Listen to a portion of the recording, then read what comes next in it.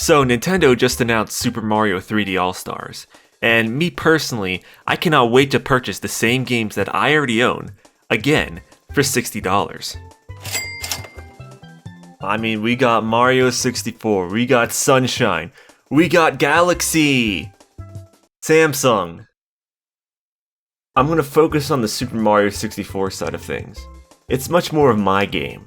I'm sure the Sunshine community is probably yelling about analog triggers or something. And the Galaxy community probably wants to sniff Rosalina's hair. I gotta say, I'm slightly disappointed with what we were presented. To clarify, I'm not one of those people that expected a full-on remake. I mean, come on. Really? You think Nintendo was gonna do that? They already made that. It was called Super Mario 64 DS. If they released this like 3 years ago, I might have been more impressed. But in that time, we've had the Decompilation project, subsequent ports, and a bunch of quality of life improving mods. Nintendo should have seen this and said, hey, we're Nintendo. We can do better than that. But they're getting their asses kicked by a bunch of amateur fans. I see the possibilities of what this could have been. I mean, let's really look into this. The Switch version seems like a rather faithful release. Maybe a little too faithful. Immediately, you notice that this game is still in 4:3. Or to be more specific, Super Mario 64 renders at 10:7. Anyway, the point is, it's not widescreen. Sunshine is in widescreen. The fan-made PC port is in widescreen. Why can't Nintendo make their version widescreen? Is this like an emulated copy? If so, wow, fans who didn't even have the source code to begin with could make a better port. In fact, that's what they did. There's a fan-made Switch port, which I might add, is in widescreen. And even if they were emulating, you can do widescreen hacks. Liden 64 does that. Now, increasing the aspect ratio is a simple change, but we can go much deeper with the improvements. Fans have converted this game to run at 60 FPS. That's a bit more complicated, but a bunch of random fans could do it, so why not Nintendo? Then there's the improved camera mod. Why not implement that? Then there's my personal favorite improvement. This one is actually a really simple change. I know because I've actually hacked this in myself. Having infinite draw distance. This could take an intern an afternoon to implement. It makes the game look downright sexy. It looks gorgeous. I mean, if I can do it, Nintendo can do it.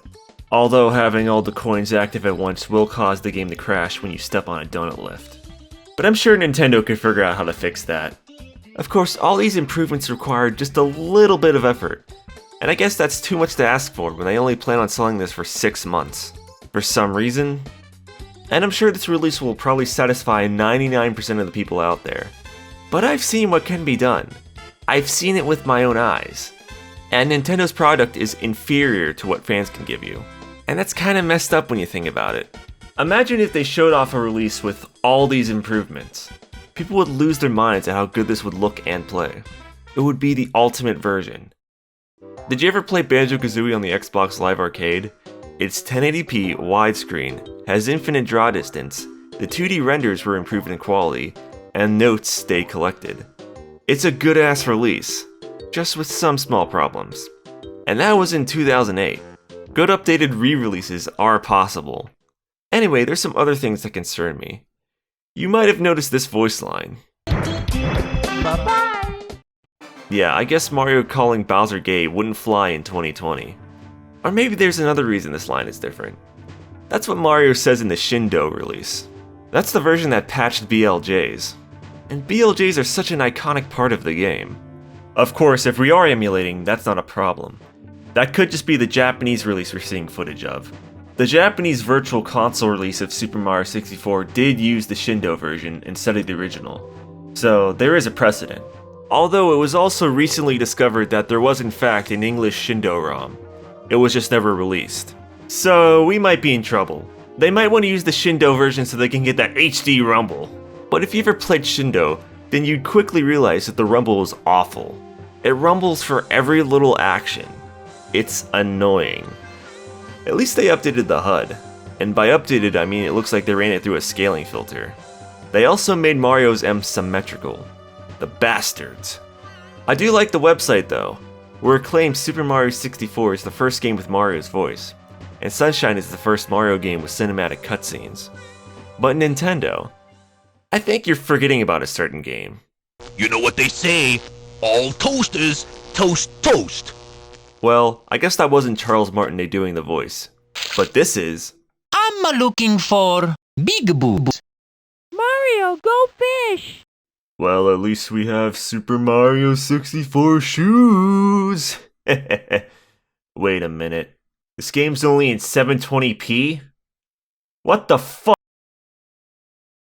Guys, why isn't Super Mario Galaxy 2 part of this package?